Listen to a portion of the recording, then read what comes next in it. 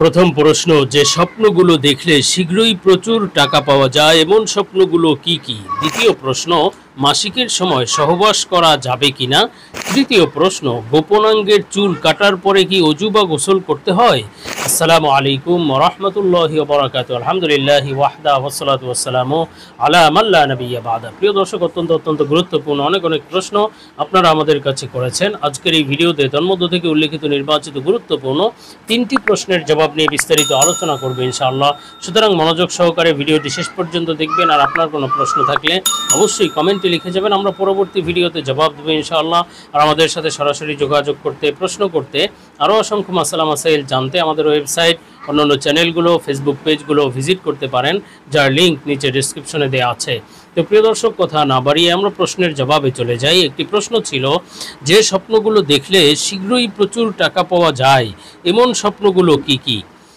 দেখুন, আল্লাহ রাব্বুল আলামিন স্বপ্নের মাধ্যমে বান্দাকে মহব্বত করে ভালোবেসে বিভিন্ন সময় বিভিন্ন বার্তা দিয়ে থাকেন। কখনো সুসংবাদের বার্তা, আবার সেটা হতে পারে কখনো সতর্ক বার্তা। তো স্বপ্নের মাধ্যমে আল্লাহ তাআলা যেই স্বপ্নগুলো বান্দাদেরকে ফেরেশতাদের মাধ্যমে দেখান, সেগুলো অবশ্যই সত্য স্বপ্ন এবং সেগুলোর সঠিক ব্যাখ্যা রয়েছে। আর যেই স্বপ্নগুলো মানুষ অলীক কল্পনা থেকে দেখে, সারাদিনের চিন্তা ভাবনা থেকে দেখে, অথবা শয়তান বিভ্রান্ত করার জন্য দেখায়, এই স্বপ্নগুলোর সঠিক কোনো ব্যাখ্যা নেই এবং এগুলো মিথ্যা স্বপ্ন। তো আল্লাহ তাআলার দেখানো স্বপ্নগুলো এগুলো সত্যি এবং এর ব্যাখ্যাও সত্যি। আর এই নির্ভরযোগ্য ব্যাখ্যার এক কিতাব লিখেছেন আল্লামা ইমাম মুহাম্মদ ইবনে সিরিন রহমাতুল্লাহ আলাইহি। সেই কিতাবের নাম হলো তাবিরুর রুইয়া। তো আজকে প্রশ্নের ভিত্তিতে আমরা এমন কিছু স্বপ্ন সম্পর্কে আলোচনা করব যেগুলো দেখলে বুঝতে হবে যে প্রচুর টাকা পাওয়া যাবে তথা প্রচুর ধন সম্পদ লাভ হবে, হয়তো ধনী হওয়ার আলামত, আল্লাহ তাআলার পক্ষ থেকে সম্পদ প্রাপ্তি বা ধনী হওয়া, টাকা পয়সা পাওয়ার আলামত। তো এ সম্পর্কে আমরা সরাসরি তাবিরুর রুইয়া কিতাব থেকে আলোচনা করতে যাচ্ছি। হযরত মুহাম্মদ ইবনে সিরিন রাহমাতুল্লাহ আলাইহি বলেছেন, স্বপ্নে কেউ যদি মাটি দেখে, বিশেষভাবে যদি বেশি পরিমাণে মাটি দেখে, তাহলে বুঝতে হবে সে প্রচুর পরিমাণে অর্থ সম্পদ লাভ করবে। আল্লাহ তাআলা প্রচুর টাকা পয়সা শীঘ্রই তাকে দান করবেন ইনশাআল্লাহ। টাকা পয়সা আসবে, সেটা যে কোনো মাধ্যমেই হতে পারে। আর স্বপ্নে যদি কেউ দেখে যে কেউ মাটি খাচ্ছে, অথবা মাটির উপর দিয়ে চলছে, বড় কোনো মাটির স্তূপ সেখান দিয়ে চলছে, অথবা মাটি সে ভক্ষণ করছে, অথবা দেখলো মাটি এক জায়গায় জমা করছে, এই প্রত্যেকটা স্বপ্নের ব্যাখ্যা হলো যে আল্লাহ তাআলা তাকে প্রচুর অর্থ সম্পদ দান করবেন। সে প্রচুর টাকা পয়সা জমা করতে পারবে, বা সে প্রচুর টাকা পয়সা ব্যাংক ব্যালেন্স করতে পারবে। মোট কথা, সে প্রচুর টাকার মালিক শীঘ্রই হতে পারবে ইনশাআল্লাহ। আর হযরত ইমাম জাফর সাদেক রহমাতুল্লাহ আলাইহি, তিনিও বড় ইমাম ছিলেন এবং স্বপ্নের ব্যাখ্যা বিশারদ বড় বুজুর্গ ছিলেন, তাবেঈ ছিলেন। তো হযরত জাফর সাদেক রহমাতুল্লাহ আলাইহি বলেন, কেউ যদি স্বপ্নে মাটি দেখে, তাহলে মোট 5টি ব্যাখ্যা হয়ে থাকে, গুরুত্বপূর্ণ 5টি ব্যাখ্যা। অন্যতম ব্যাখ্যা হলো টাকা পয়সা অর্জন বা প্রচুর অর্থ সম্পদ লাভ করবে, আল্লাহ তাআলা শীঘ্রই তাকে বেশ কিছু টাকা পয়সা দান করবেন। এবং আরেকটি ব্যাখ্যা হলো সে মুনাফা লাভ করবে, তার ব্যবসায় বা চাকরিতে সে লাভবান হতে পারবে।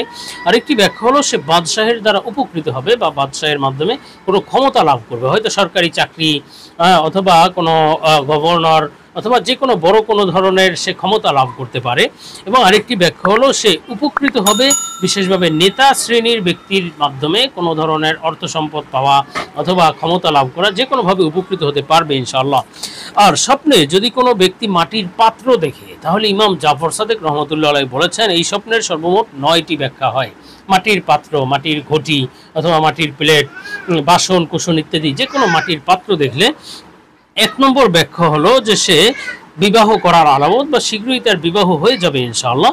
এবং আরেকটি ব্যাখ্যা হলো সে যদি অসুস্থ থেকে থাকে, তার যদি কোনো রোগশোক থেকে থাকে, শীঘ্রই আল্লাহ তাআলা তাকে সুস্থতা দান করবেন, তার রোগশোক ভালো হয়ে যাবে ইনশাআল্লাহ। এবং আরেকটি ব্যাখ্যা হলো সে দীর্ঘায়ু লাভ করতে পারবে, আল্লাহ তাআলা তার হায়াত লম্বা করে দিবেন ইনশাআল্লাহ। আরেকটি ব্যাখ্যা হলো সে প্রচুর টাকা পয়সা অর্জন করবে, অর্থ সম্পদ লাভ করবে, শীঘ্রই ধনাঢ্যতা আসবে তার জীবনে। এবং আরেকটি ব্যাখ্যা হলো সে স্ত্রীর পক্ষ থেকে সম্পদ লাভ করবে, হয়তো সে বিবাহ করবে এমন নারীকে যে হবে সম্পদশালী এবং তার মাধ্যমে ওই ব্যক্তিও প্রচুর সম্পদের অধিকারী হতে পারবে ইনশাআল্লাহ। আর স্বপ্নে যদি কোনো ব্যক্তি দেখে যে তার শরীর বাস্তবে যেমন সাধারণের চেয়ে তার শরীর মোটা হয়ে গিয়েছে, এমন স্বপ্ন দেখলে তাহলে বুঝতে হবে যে আল্লাহ সুবহানাহু ওয়া তাআলা তাকে প্রচুর অর্থ সম্পদ দান করবেন, সে প্রচুর টাকা পয়সা লাভ করতে পারবে। কিন্তু যদি এর বিপরীত দিকে যে তার শরীর চিকনা হয়ে গিয়েছে, জীর্ণ শীর্ণ পাতলা হালকা হয়ে গিয়েছে, চিকন হয়ে গিয়েছে, তাহলে বুঝতে হবে সে দরিদ্র হয়ে যাবে, কর্মহীন হয়ে যাবে, তার ব্যবসায় হয়তো লস হবে অথবা তার চাকরি চলে যেতে পারে। আল্লাহ তাআলা হেফাজত করেন, এটি সতর্কবার্তার বিষয়। আর স্বপ্নে যদি কোনো ব্যক্তি দেখে যে তার শরীরে একটি দাগ পড়েছে এবং সেই দাগটি দিন দিন বৃদ্ধি পাচ্ছে, লম্বা হয়ে যাচ্ছে অথবা ছড়িয়ে যাচ্ছে, এমন স্বপ্ন দেখলে তাহলে বেশ কিছু গুরুত্বপূর্ণ ব্যাখ্যা, সুসংবাদের ব্যাখ্যা।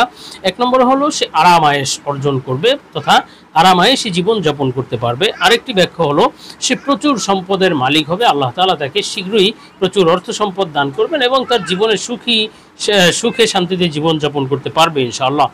আর স্বপ্নে যদি কেউ দেখে যে তার শরীর লোহার হয়ে গিয়েছে বা তামার হয়ে গিয়েছে, স্বর্ণ রূপা এই ধরনের কোনো ধাতুর যদি নিজের শরীর দেখে, তাহলে বুঝতে হবে যে সে শীঘ্রই দীর্ঘ জীবন লাভ করবে, দীর্ঘায়ু লাভ করতে পারবে এবং সচ্ছল জীবনযাপন করবে এবং মানুষ তার প্রশংসায় পঞ্চমুখ হবে, প্রশংসিত জীবন লাভ করতে পারবে ইনশাআল্লাহ।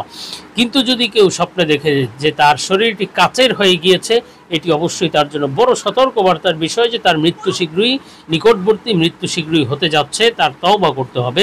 আল্লাহ তাআলা হেফাজত করেন।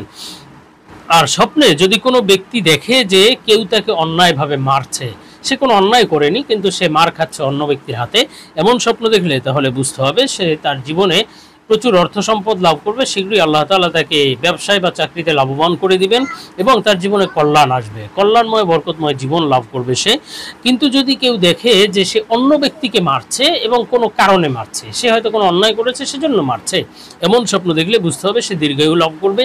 কিন্তু যদি দেখে যে সে কোনো কারণ ছাড়াই অন্যায়ভাবে অন্য ব্যক্তিকে মারছে, তাহলে বুঝতে হবে এটি তার জন্য সতর্কবার্তা, শীঘ্রই জীবনে কোনো বিপদ আপদ দুঃখ কষ্ট আসতে চলেছে।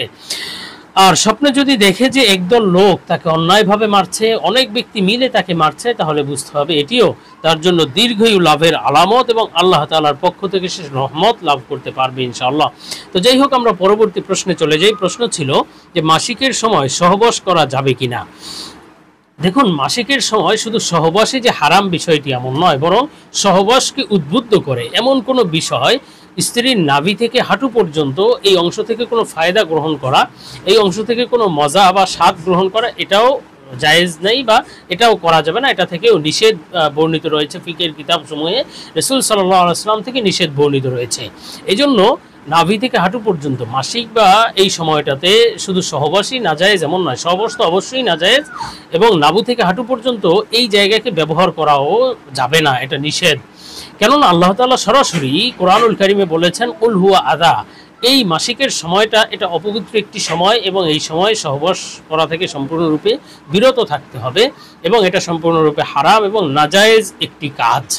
হ্যাঁ, এই জায়গা ছাড়া অন্যান্য জায়গা স্বামী ব্যবহার করতে পারে বা অন্যান্য জায়গা থেকে সে লজ্জত বা মজা গ্রহণ করতে পারে, কিন্তু সহবাসে লিপ্ত হয়ে যাওয়ার সম্ভাবনা থাকার কারণে নাভি থেকে হাঁটু পর্যন্ত এই অংশটুকু ব্যবহার করা যাবে না, এটাকে নিষেধ করা হয়েছে। সুতরাং এই বিষয়টি ভালোভাবে খেয়াল রাখতে হবে। আর এই বিষয়টি যে শুধু ইসলামই নিষেধ করেছে বিষয়টি এমন নয়, এই সময়টা স্ত্রীর জন্য বা একজন মহিলার জন্য অত্যন্ত গুরুত্বপূর্ণ সময়, নাজুক সময়।